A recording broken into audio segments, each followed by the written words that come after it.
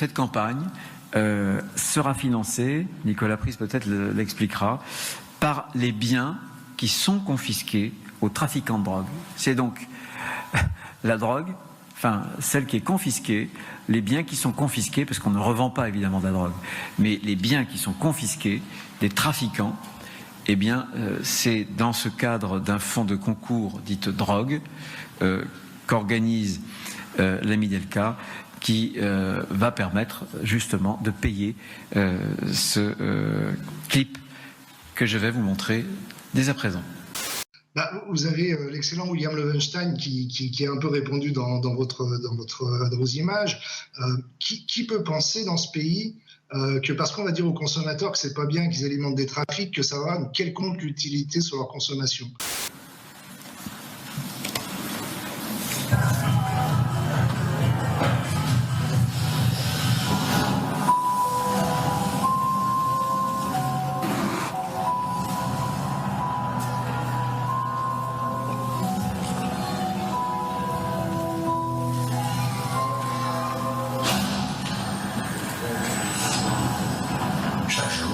Des personnes payent le prix de la drogue que vous achetez. On n'est quand même pas naïf à ce point, je pense, en France, et on sait très bien, et Lowenstein a raison, que de toute façon, la répression, la culpabilisation, non seulement ne sert à rien, mais en plus peut être extrêmement contre-productive. Je pense qu'il faut légaliser le cannabis. J'ai proposé au président de la République de faire un référendum. Je pense qu'il faut couper le narcotrafic de la moitié de ses revenus pour pouvoir le déstabiliser. Je pense qu'il faut faire des politiques de prévention sur la consommation de drogue, parce qu'il n'est pas normal qu'il y ait autant de consommateurs de drogue en France, de cannabis, mais aussi de cocaïne. Dans un instant. Je pense qu'il faut travailler sur la réinsertion, parce qu'il est inacceptable qu'en France, on ait 50% de récidive à 2 ans. Oui, mais je pense que la France est en échec face au narcotrafic. Quand vous dites dans cette... Il souhaite plus qu'une dépénalisation, une légalisation générale, ce qui décourage beaucoup les policiers qui luttent dans le narcotrafic dans sa propre commune, où les agents municipaux ont été écrasés, rappelez-vous, par voilà, des bandes qui naissent de ce narcotrafic. Et il a un discours très déresponsabilisant pour les services de police. Mais moi, je suis tout à fait prêt à me soumettre à tous les tests. Non, mais la question, c'est la consommation aussi en France. Quand on sait qu'il y a plus d'1 million de personnes qui ont testé de la cocaïne en 2023, on se dit que la demande explose. Parce qu'aujourd'hui, vous pouvez avoir des consommateurs qui sont plutôt sur un mode récréatif et d'autres qui sont réellement malades de l'addiction. Monsieur Retailleau a un peu de mal à l'admettre, mais s'il pense que personne n'est malade de l'addiction, on est revenu au 19e siècle. Alors, vous savez qu'il y a moins de 10% de Français qui ont consommé une fois dans l'année de la drogue. Donc, il y a quand même 90% de gens qui regardent ça en se disant, mais voilà, on n'est pas soumis à cette addiction. Ce qui est vrai, c'est que la cocaïne augmente. Ce qui est vrai, c'est que les drogues de synthèse augmentent. Et ça, c'est les plus dangereuses de ces drogues.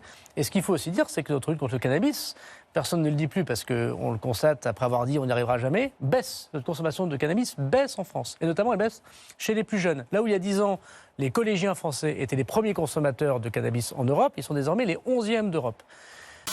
Mais en tout cas, sur les consommateurs récréatifs, il y a 5 millions de consommateurs, par exemple, de cannabis en France. C'est la drogue illicite la plus consommée en France. Eux, ils vous disent quoi? Ils vous disent, vous n'avez qu'à légaliser. Parce qu'au moins, mon argent, il n'ira pas dans les trafics, il ira à l'État. Et puis après, vous avez les gens qui sont malades des addictions. Et le problème, c'est que la culpabilité faisant extrêmement partie de la maladie, si en plus vous en remettez une couche, c'est des gens qui n'iront plus dans les circuits de soins, c'est des gens qui auront honte de consulter, et on va perdre encore des gens dans le soin. Donc c'est contre-productif à tous les niveaux. Alors, il y a encore beaucoup de gens qui consomment du cannabis, ce taux de THC est très, très élevé, mais la lutte contre les stupéfiants, contre la drogue, c'est pas qu'une lutte de police et de gendarmerie, c'est une lutte évidemment d'addiction, de prévention. Vous savez ce que c'est ça? Ce sont des tests de dépistage anti-stupéfiants. En fait, il suffit d'humidifier cette languette avec la salive et 10 minutes après, on sait si vous avez pris du cannabis, de la cocaïne, de l'héroïne, des amphétamines ou encore des extasies. Alors le maire de Grenoble, il propose tout simplement de soumettre tous les députés, tous les sénateurs, tous les ministres à ces tests de dépistage. Qu'est-ce qu'on a fait? On est venu ici, dans la salle des 4 colonnes, à l'Assemblée nationale. Et qu'est-ce qu'on a fait? On a demandé à des députés s'ils étaient OK pour se faire dépister. Ils ont dit oui pour la plupart. Regardez Envoyé spécial.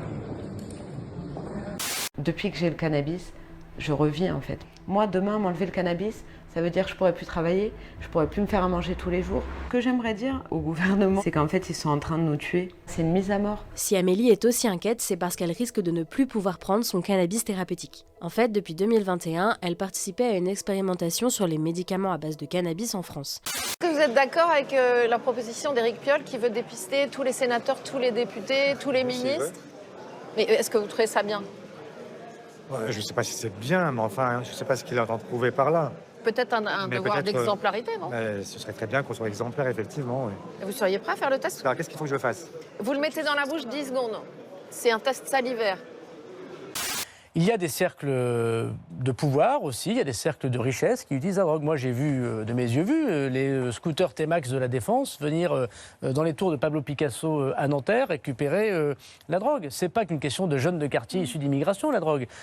On ouvre le sachet et donc on récupère à l'intérieur le petit flacon. Je n'ai aucun effet récréatif en le prenant sous format liquide. Ça n'a pas du tout l'odeur ou le goût qu'on peut s'imaginer qu'a le cannabis. Ça joue vraiment sur des douleurs qui sont invivables au quotidien. Une expérimentation qui prendra fin le 1er juillet 2025. Et pour la suite, c'est l'incertitude. Amélie a donc 6 mois pour terminer un processus de sevrage qui peut s'avérer long et trouver une autre option de traitement.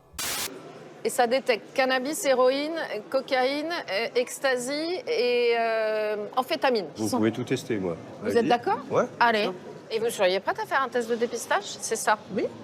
C'est aussi des avocats d'affaires, des cadres, des journalistes, des politiques qui en consomment. Donc le discours, c'est tout à fait sûr, et si c'est ce que veut dire M. Piolle, là je le rejoins, que la consommation et la question de la drogue n'est pas qu'une question de jeunes de quartier issus d'immigration.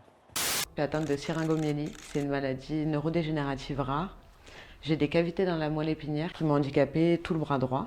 Et depuis 2021, je fais partie de l'expérimentation du cannabis thérapeutique. Actuellement, j'ai encore un traitement à côté, mais j'ai pu le diminuer. D'ailleurs, je vais vous montrer en faisant mon pilulier. J'ai ma petite boîte de médicaments ici, mon pilulier là. J'aimerais bien faire le test. Mais avec grand plaisir. Cannabis, cocaïne, héroïne, ecstasy et amphétamine. Je suis en colère parce qu'on a confondu la transparence qu'on doit effectivement à nos concitoyens avec la chasse à l'homme. Quand j'avais ces traitements-là, j'avais les reins sur toutes mes prises de sang qui étaient diminuées. J'ai dû subir 2 opérations. Donc là, j'ai une cicatrice. Donc là, vous voyez, j'avais 7,5 de tension. Je faisais que dormir parce que je faisais des hémorragies sévères. Je saignais. Ça va super. C'était pour rassurer mes parents. Il faut que vous la gardiez dans votre bouche pendant une quinzaine de secondes avec la salive dessus, bien sûr. C'est une chasse à l'homme, c'est une chasse aux députés. Et je trouve que l'image de l'Assemblée nationale est déjà suffisamment écornée pour ne pas en ajouter. Depuis que j'ai arrêté le tramadol, que j'ai diminué mes traitements et que je suis passée avec le cannabis, mes reins vont super bien. Et demain, si on arrête le cannabis, on va devoir me mettre des traitements qui sont encore plus lourds, de la morphine, des opiacés, de l'opium. Ça reste des drogues dures qui créent beaucoup plus d'accoutumance que le cannabis thérapeutique. Il paraît que ça a un mauvais goût. Non, ça la monte. Qu'est-ce que vous en pensez, vous, de ça, alors? Là, je le fais volontiers parce que j'ai rien caché. Mais j'aime pas l'idée qu'on soit obligé de se présenter quelque part en étant testé auparavant. Mais ce qui est vrai, c'est que moi, je crois à l'exemplarité. On ne peut pas demander aux gens de respecter des règles que nous ne respectons pas nous-mêmes. Ça n'a aucun sens. La présidente de l'Assemblée nationale a écrit à Élise Lucet, elle a utilisé les mêmes arguments que vous, c'est ce qu'il fallait faire? Oui, c'est ce qu'il fallait faire. Je pense qu'il fallait même hausser davantage le ton pour que cette situation ne se reproduise plus. Cette expérimentation a été lancée par le ministère de la Santé et est encadrée par l'ASNM, avec 1500 patients réfractaires à d'autres traitements ou souffrant de maladies graves. On considère déjà que le cannabis thérapeutique est efficace. Là, le but était surtout de tester sa mise en place dans la vie réelle. Les prescriptions, la voie d'administration, le suivi. L'objectif final, une potentielle commercialisation du cannabis thérapeutique. Et vous pensez qu'il y a des problèmes de drogue ici à l'Assemblée? Je crains qu'il y en ait ici comme ailleurs. Pas plus, pas moins. Je pense qu'il y a des gens qui ont des problèmes comme tous les gens de la société. De drogue, de dépendance au jeu, de dépendance au sexe, de dépendance... ouais, je pense, ouais. Bah, c'est un petit concentré de la société dans laquelle on vit. Il y a encore eu un incident, je crois, tout à l'heure avec Quotidien aux 4 colonnes qui a agité des pancartes en demandant aux députés de réagir. Mais enfin, c'est pas le cirque ici, c'est pas le spectacle. Mais finalement, ce débat reste complexe et controversé. Et surtout, avec l'instabilité politique des derniers mois, les discussions ont traîné et aucune décision n'a été prise. C'était mon ordonnance de cannabis pour le mois de novembre 2024. Alors avant le cannabis, j'ai pensé à mettre fin à mes jours. Je priais pour ne pas me réveiller le lendemain. J'ai déjà pleuré rien qu'à l'idée d'aller me laver les cheveux. Je décommandais au dernier moment de voir des amis. Avoir mal tout le temps, psychologiquement, ça détruit. C'est bizarre qu'il t'ait pris toi, c'est étrange. Non, c'est lui qui s'est proposé. C'est moi qui me suis proposé. Au contraire, c'est lui qui s'est proposé et qui a dit... Mais regardez-lui, c'est lui qui me prend. Ah, moi, je fais partie des 3 qui ont dit qu'il fallait tester tout le monde et qu'il fallait mettre les noms. T'as parlé de l'alcool aussi? Il faut aussi... tout, la totale. Donc j'aimerais bien qu'on en revienne à des mœurs un peu plus traditionnelles, un peu plus classiques, qu'on nous laisse travailler sur le fond. Il y a largement la place pour que les journalistes nous interrogent sur des vrais sujets plutôt que de participer au cirque ambiant. On n'en peut plus, on veut que ça s'arrête. Avec mon ancien traitement, j'estimais être soulagée à pas plus de 20% de mes douleurs. Avec le cannabis thérapeutique, j'estime être soulagée à 80%. Et donc aujourd'hui, je n'ai aucun problème à passer l'aspirateur du bras droit. C'est faire les vitres, faire la vaisselle. On calcule absolument tous nos gestes, mais tous les jours de nos vies. C'est bien comme ça, en même temps, je ferai mon ménage. Ça détecte l'alcool aussi? Non, mais c'est rigolo parce que vous êtes tous d'accord quasi. Hein. Pourquoi vous faites Mais non, il y en a qui disent que c'est un peu populiste. Non, parmi vos collègues députés. Au moins, ça enlève... on entend de partout, quand nous on est en circonscription, vous ne montrez pas d'exemple. Donc je pense que c'est ça. Si on n'a rien à se reprocher, on le fait. C'est un discours de défaite et c'est un coup de poignard donné, me semble-t-il, à toutes ces femmes seules qui élèvent leurs enfants dans des conditions très difficiles. Je pense à cette infirmière de l'hôpital de Tourcoing que j'ai vue il n'y a pas si longtemps que ça, à la fin du mois de décembre, et qui m'expliquait qu'avec 3 gamins, dont un de 15 ans qui était tombé dans la drogue, dans le cannabis, parce que c'est une drogue avec des taux de THC extrêmement importants qui poussent à la dépression, qui peuvent pousser au suicide, à la déscolarisation. Oh bon. Allez mec, prends juste une taf. Tu veux pas passer pour un ringue? Hé mec, qu'est-ce que tu fais? Je plane grave. Et rien qui peut me faire mal. Non. La marijuana. Aujourd'hui, je retravaille, je refais du sport. Ici, là, j'ai une photo de moi qui fait de la randonnée. Comme j'ai repris le basket, j'ai mon ballon dans la chambre. Donc même rien que dribbler comme ça et tout, c'est des choses que je pouvais pas faire. Alors c'est pire, tirer au panier, j'avais trop mal. J'ai aussi recommencé le piano.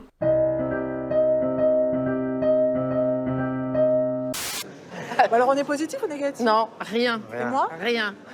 Bon, en tout cas, ça bouge pas. Hein. Ça bouge pas? Et c'est négatif. Il n'y a rien. J'avais aucun doute. Merci. Rien. Ma mère va être contente. En tout cas, merci, bonne séance à vous. Merci, vraiment. Au revoir. Vois-tu, Robin, j'adore me rouler un bon gros bédo des familles entre chaque interpellation de criminel.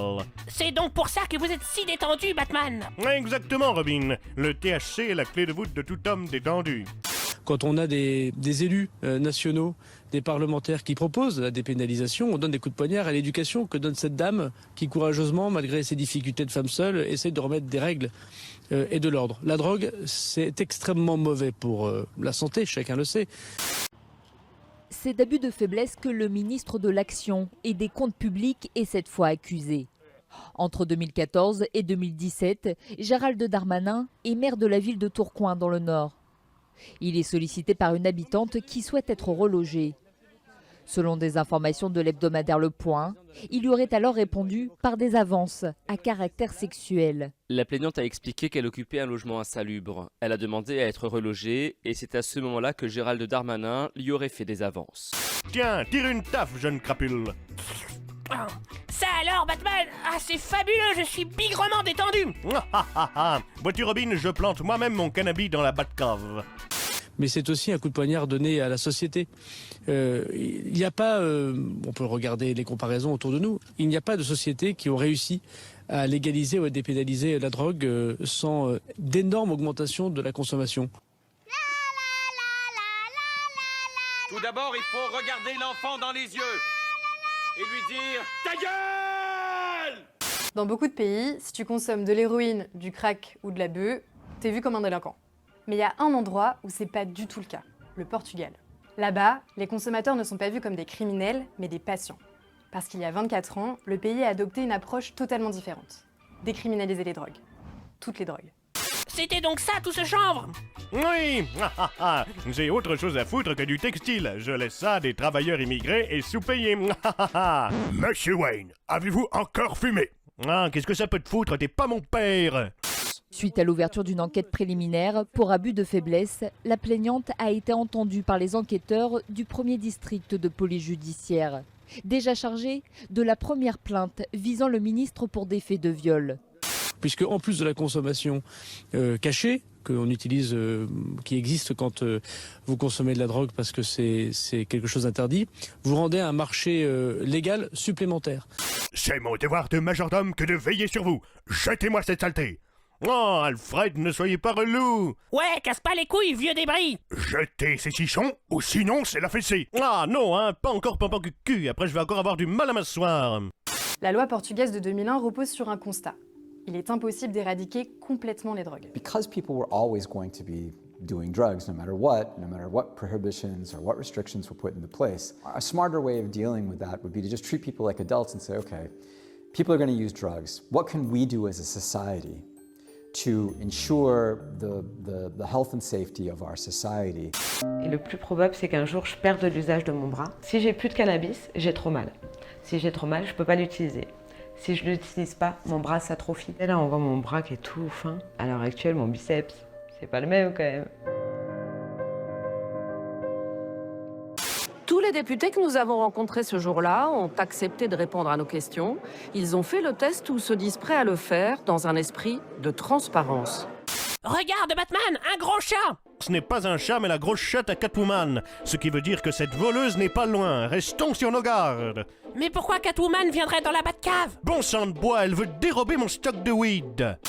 Ne croyez pas que ceux qui aujourd'hui vendent du shit vont demain parce que des parlementaires ont décidé de légaliser, ouvrir une petite boutique en appelant les impôts pour leur demander comment on déclare leurs revenus, puis en appelant l'URSSAF aussi, puis en payant leur loyer, et puis en ayant des employés, et puis en considérant qu'il faut évidemment aller voir les prud'hommes quand ça va pas. C'est pas comme ça que ça se passe.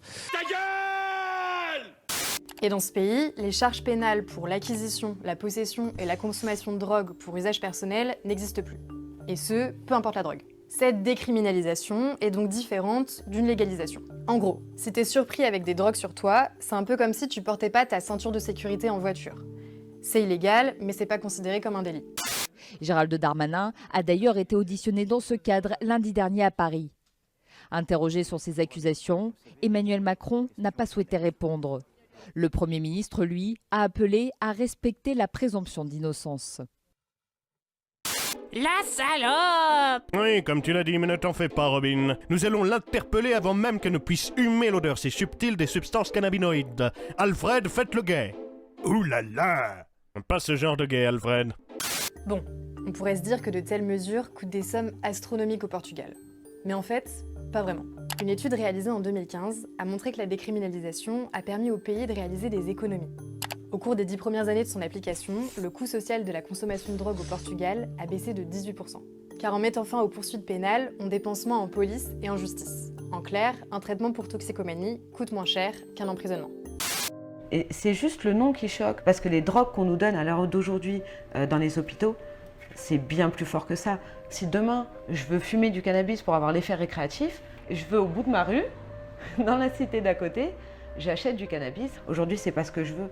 Je vais pas savoir la qualité de ce que j'achète, la quantité que je vais ingérer. J'ai pas envie d'avoir un cancer des poumons, de l'œsophage. Je veux pas troquer ma maladie contre une autre.